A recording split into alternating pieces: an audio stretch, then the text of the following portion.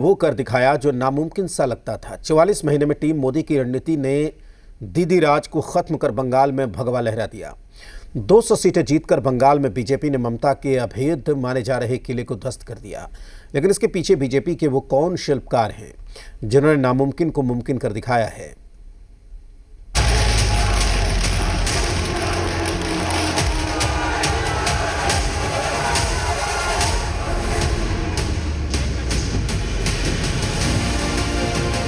गंगोत्री से लेकर गंगा सागर तक कमल ही कमल खिला हुआ है।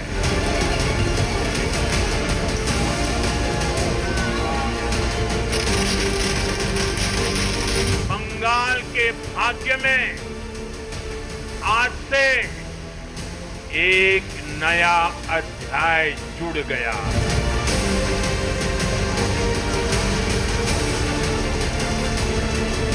ममता जी ने मीडिया के सामने एक छोटा सा सवाल किया कि अमित शाह कौन है। मैं अमित शाह हूं और इस बंगाल की भूमि पर से तृणमूल को उखाड़ने के लिए आया हूं, वो आप समझ लीजिए। मोदी है तो मोदी है तो मोदी जी आगे बढ़ो। बंगाल में शून्य से शिखर तक पहुंचने के लिए बीजेपी ने जमीन से लेकर बूथ तक बेजोड़ मेहनत की।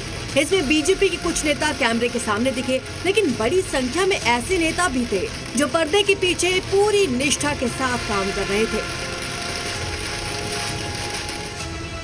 इनमें पहला नाम आता है सुनील बंसल का। बंगाल में जीत दिलाने वाली टीम में प्रधानमंत्री मोदी, गृह मंत्री अमित शाह, भूपेंद्र यादव, शुभेंदु अधिकारी के साथ साथ सुनील बंसल की बड़ी भूमिका रही। सुनील बंसल को साल 2022 में बीजेपी का महासचिव बनाया गया था। तभी उन्हें पश्चिम बंगाल, ओडिशा और तेलंगाना का प्रभारी बनाकर भविष्य की जिम्मेदारी सौंप दी गई थी। अगस्त 2022 से ही सुनील बंसल बंगाल चुनाव में संगठन को मजबूत करने में जुट गए थे। 2024 में ओडिशा में चुनाव हुए, वहां पर बीजेपी ने जीत हासिल की। उसके बाद फिर से सुनील बंसल ने बंगाल में स्ट्रेटेजी बनानी शुरू कर दी। सुनील बंसल की पहचान ऐसे नेता के तौर पर है जो खामोश रहकर अपना काम करते हैं और विजय पताका फहराने तक दम नहीं लेते। सुनील बंसल की मदद करने के लिए उनके साथ संगठन के प्रभारी के रूप में बिहार के वरिष्ठ नेता मंगल पांडे और सह प्रभारी के रूप में अमित मालवीय को लगाया गया था। ये दोनों नेता ग्राउंड लेवल पर एक्टिव थे और पार्टी का विस्तार करने में जुटे थे। बीजेपी के धुरंधर लगातार जमीनी स्तर पर पार्टी को मजबूत करने में लगे थे। 25 सितंबर 2025 को बीजेपी ने भूपेंद्र यादव को चुनाव प्रभारी बनाकर बंगाल भेजा। उनके साथ त्रिपुरा के पूर्व मुख्यमंत्री और सांसद विप्लव देव को सह प्रभारी नियुक्त किया। बीजेपी के नेताओं ने जमीनी रणनीति को और तेज किया। सुनील बंसल और भूपेंद्र यादव ने पिछले 6 महीनों में बंगाल में कार्यकर्ताओं के साथ, आम लोगों के साथ संवाद किया। सुनील बंसल ने पिछले साल में बंगाल को कैसे बदल दिया, ये समझना भी जरूरी है। राज्य के करीब 80,000 बूथों पर बूथ अध्यक्ष, पन्ना प्रमुख और बूथ कमेटियां बनाई गई। इन कमेटियों का जिलेवार सम्मेलन किया गया। गृह मंत्री अमित शाह, जेपी नड्डा, स्मृति ईरानी, मनोज तिवारी जैसे नेताओं को बुलाकर सम्मेलन कराए गए। कोलकाता नगर निगम क्षेत्र पर विशेष फोकस किया गया। 144 वार्ड में पहली बार हर वार्ड में बीजेपी ने वार्ड अध्यक्ष नियुक्त किए। पिछले 1 साल के दौरान डॉक्टर्स, वकील, रिटायर्ड ब्यूरोक्रेट्स, शिक्षाविदों के अलग अलग सम्मेलन आयोजित कराए गए। बीजेपी ने बंगाल में 1,65,000 छोटी छोटी सभाएं और सम्मेलन किए। इसके जरिए स्थानीय स्तर पर लोगों को जोड़ा। इसी का नतीजा है कि पिछले 4 साल में बंगाल में बीजेपी के सदस्यों की संख्या 25 लाख से 50 लाख पहुंच गई। सुनील बंसल और भूपेंद्र यादव ने पूरे बंगाल को अलग अलग 6 जोन में बांटा। वहां पर केंद्रीय और अनुभवी नेताओं को महत्वपूर्ण जिम्मेदारियां सौंपी गई। पहला जोन था उत्तरी बंगाल। वहां पर मालदा में अरुणाचल प्रदेश के नेता अनंत नारायण मिश्रा को प्रभारी नियुक्त किया गया। सिलीगुड़ी में कर्नाटक के संगठन से जुड़े नेता अरुण बिन्नारी को जिम्मेदारी दी गई।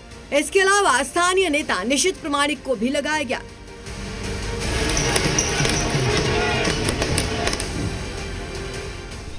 दूसरा जंगल महल जोन बनाया। पार्टी ने छत्तीसगढ़ के संगठन महामंत्री पवन साय को इसका इंचार्ज बनाया।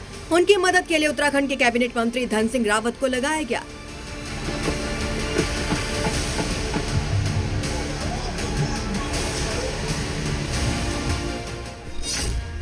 तीसरा जोन हावड़ा हुगली बनाया गया। इसकी जिम्मेदारी हरियाणा के वरिष्ठ नेता संजय भाटिया को दी गई।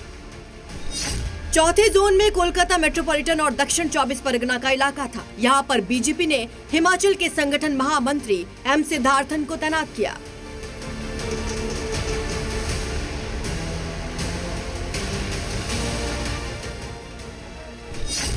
बंगाल में बीजेपी ने 5वां जोन बनाया नवद्वीप और उत्तर 24 परगना को। इसकी जिम्मेदारी एन मधुकर को सौंपी गई, जो बीजेपी के आंध्र प्रदेश संगठन महामंत्री हैं। छठा जोन था दार्जिलिंग। इसकी जिम्मेदारी पूर्व मंत्री कैलाश चौधरी को दी गई। वहीं पर प्रदीप भंडारी को नेतृत्व बिल्डिंग के लिए लगाया गया। राजस्थान के चित्तौड़गढ़ के सांसद हैं सीपी जोशी। वो 3 महीने पहले से बंगाल में केंद्रीय नेताओं के कार्यक्रम को कोऑर्डिनेट कर रहे थे। नोएडा के सांसद हैं डॉक्टर महेश शर्मा। वो एडमिनिस्ट्रेशन से संबंधित समस्याओं के निवारण की जिम्मेदारी देख रहे थे। गोड्डा के सांसद निशिकांत दुबे का काम था टीएमसी के उग्र नेताओं की पहचान करना। दिल्ली में बीजेपी के विधायक हैं सतीश उपाध्याय। वो बंगाल में बीजेपी के ऑफिस में बैठकर इलेक्शन मैनेजमेंट का काम संभाल रहे थे। 2026 को बंगाल की जनता ने बड़े बड़े पॉलिटिकल पंडित भी कह रहे थे कि बंगाल में दीदी को हटाना असंभव है। जो दीदी मुस्लिम वोट बैंक की गोलबंदी करके आसानी से जीत दर्ज कर रही थी, उसे मोदी शाह की टीम ने न सिर्फ हार का मुंह दिखाया, बल्कि बंगाल में 200 सीटों का आंकड़ा पार कर लिया। ब्यूरो रिपोर्ट, जी मीडिया।